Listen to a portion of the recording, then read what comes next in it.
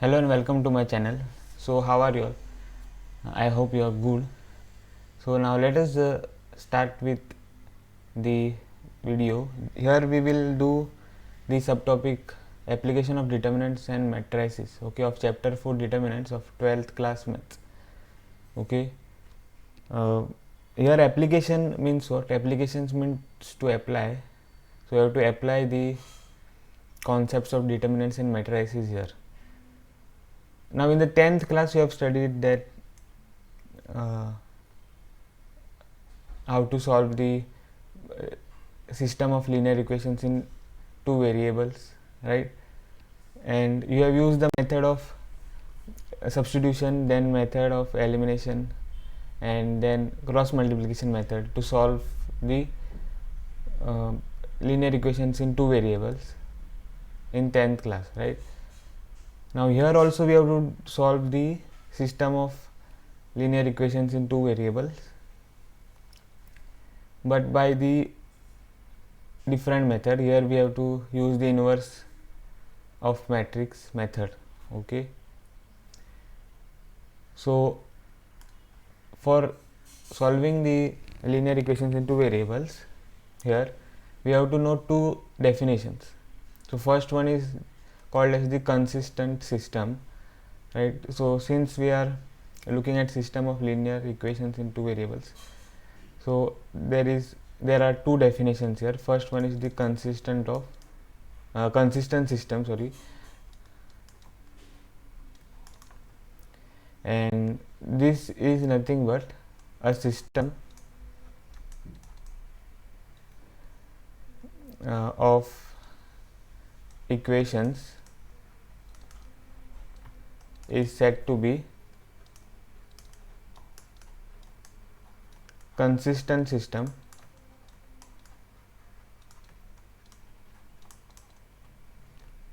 if its solution one or more exists. Okay, so what is a consistent system here? A system of equation is said to be a consistent system if its solution one or more exists. Okay, now let us go to the next definition. So inconsistent system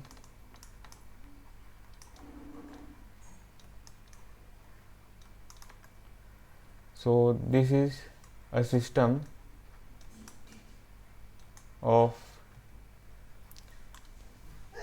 equation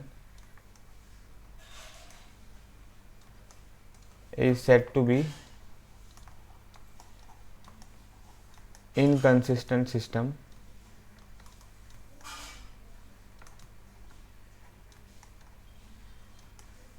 if its solution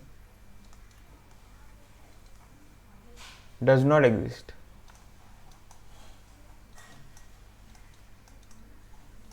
Right? So these two definitions you have to know. Now let us move ahead.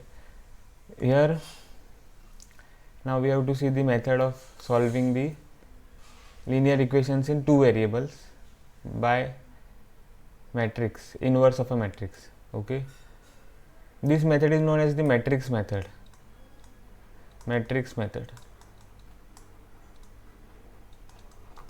to solve system of linear equations in two or three variables. Okay,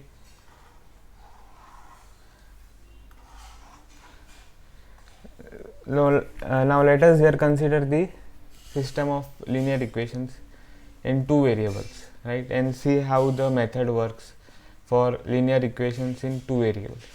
So consider the system of linear equations in two variables as follows. So let us take the system as a1x plus b1y equal to c1, then a2x plus b2y equal to c2. Okay, so this is system of linear equations in two variables. A linear equations means what? Linear means, you know, linear means related to line. Okay, so equations of lines these are. Now what we will do here is we have to write this system in terms of matrices. Okay, so if we write this as, say, matrix a1 b1 a2 b2, okay, not say, that is this coefficients of these variables will be in this matrix, right? a1 b1 a2 b2, then multiplied by column matrix xy. This will be equal to what? Matrix c1 c2. Okay, so now let us denote this matrix as capital A. So let A be equal to the coefficient matrix, that is a1 b1 a2 b2. Then let us denote this column matrix as x equal to xy, and let us denote this column matrix as capital B, that is c1 c2. Okay, so if we call this equation as star, now what star will become here? So star becomes, this is matrix A, right, capital A, and multiplied by this column matrix is capital X, and that is equal to this matrix which is capital B. So you see that you get a nice equation here containing the matrices. So A multiplied by X equal to B, right? Now we have to solve this system. Let us call this system as 1. Okay, so we have to look at the cases. Case 1, here we have to look whether the determinant is singular or non-singular, right? So case 1 is if A is non-singular, that is determinant of A is not equal to 0. A is non-singular means determinant of A is not equal to 0, this you know. Then what happens? That means what? A inverse exists, right? If A is non-singular, that means determinant of A is not equal to 0, and you know that A inverse exists. This is the theorem that you have done. Okay, so what we will do is multiply this A inverse to this equation 1. So multiply A inverse on both sides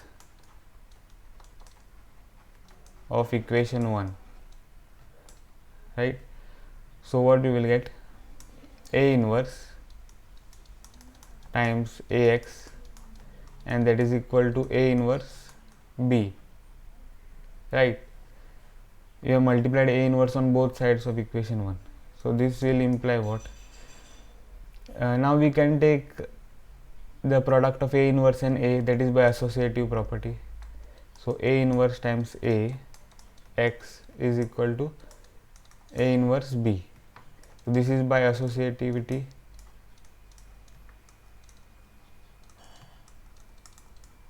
Okay, so this will imply what? Now A inverse times A is nothing but the identity matrix times this is the matrix X, which is equal to A inverse B, right? This is what you are getting. Okay, so this will imply what? I multiplied by X, I multiplied by X, that is identity multiplied by this column matrix X, will be the same column matrix X. I is like 1, right, in matrices. Okay, so like how 1 is in the number, that is how I is in the matrices. So when you multiply any matrix with I, you will get the same number which you have multiplied with the I. So x is equal to A inverse B. Okay, so this will become the solution of the system 1. Okay, so therefore x equal to A inverse B is the unique solution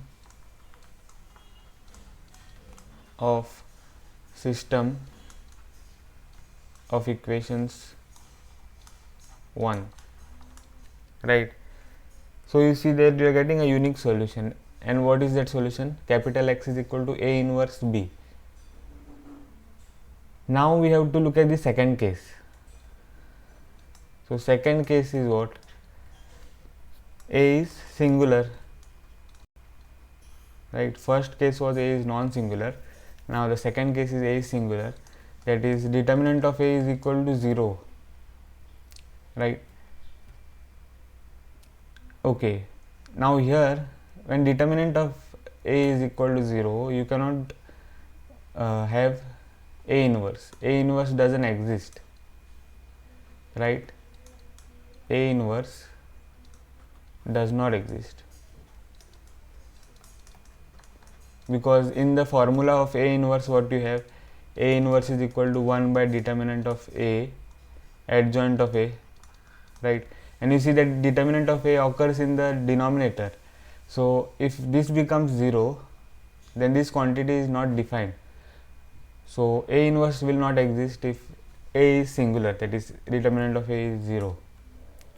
So what we have to do is find adjoint of A here. Now this is a new thing that we are starting to see. So adjoint of A we have to find.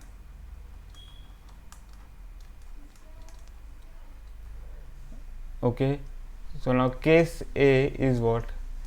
If adjoint of A times the column matrix B is not equal to 0, right. Suppose you find adjoint of A and then you find the product of adjoint of A and B, and if the product is not equal to 0, then the system of equations,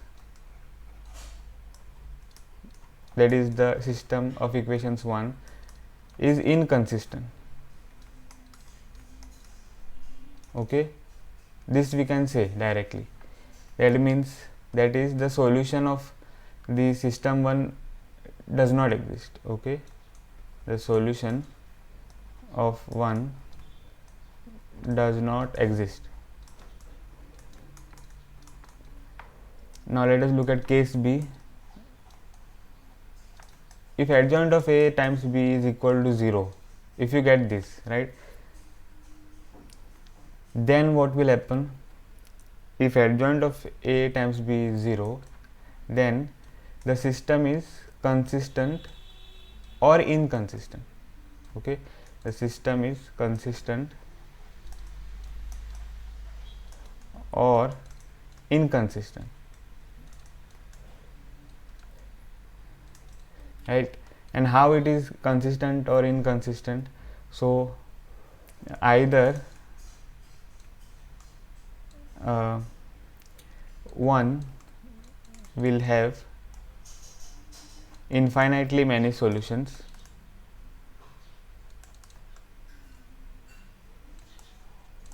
or no solution, right. So consistent means here the system 1 will have infinitely many solutions, right.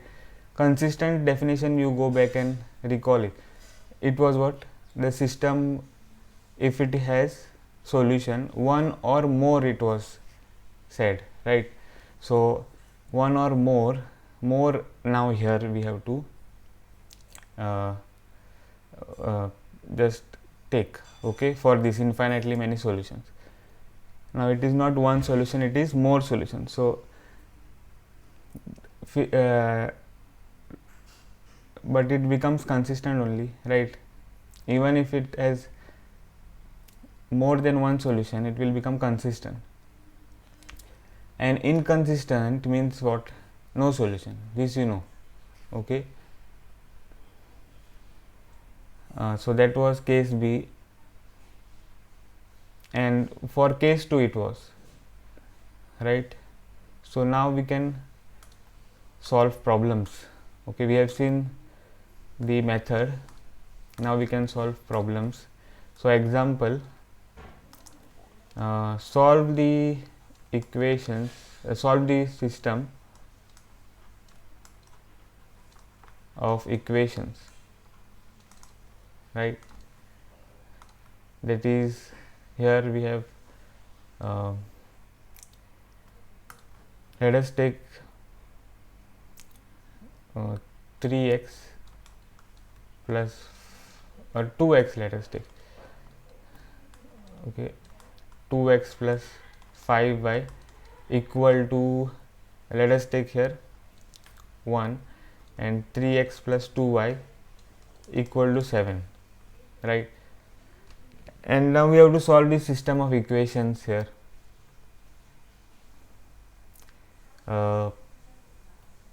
Solution we are finding now. So this, here from this system we can write what? The matrix capital A. So let A be equal to 2 5 3 2, capital X be equal to what? Column matrix XY, and this column matrix B will be 1 7. Okay, so that is how we have to write the matrices. Then this system, given system will become what? The given system becomes AX equal to B. This also we have seen. Let us call this equation as 1. Okay, now we have to find the solution of this. So for finding the solution, what we have to find? The determinant of A, right? So determinant of A means determinant of 2 5 3 2. Okay, and this is equal to what? 2 times 2 is 4, minus 3 times 5 is 15. So this will be equal to 4 minus 15 is minus 11, which is not equal to 0. Okay, and therefore what we can say here? A is non-singular.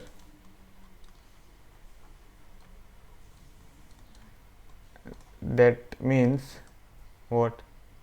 A inverse exists, right? So we can find the A inverse here.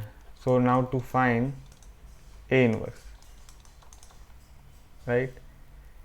A inverse you know how to find, and this is a 2 by 2 matrix, so finding A inverse won't be that difficult, right? Adjoint of A, we can find it directly. This is a 2 by 2 matrix.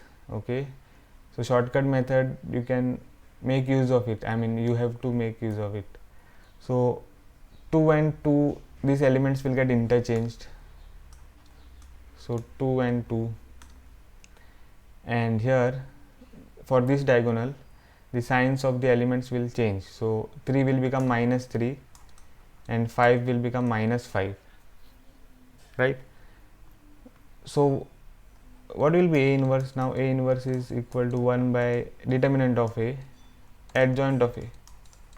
So this will be equal to 1 by, see, determinant of A we have calculated here, that is minus 11. So 1 by minus 11 times this adjoint of A, so that is 2 minus 5 minus 3 2.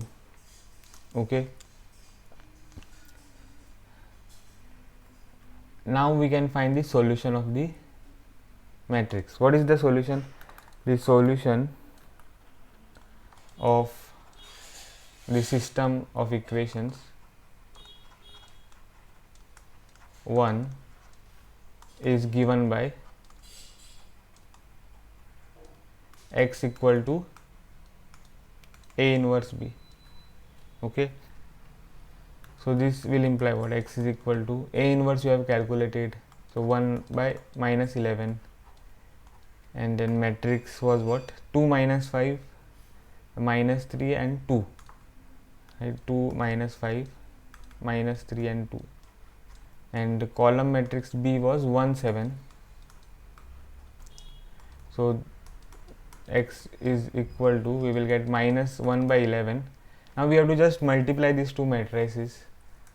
Okay, if you are getting confused here what order of the resultant matrix will be, then we can see this matrix is 2 by 2 matrix, right?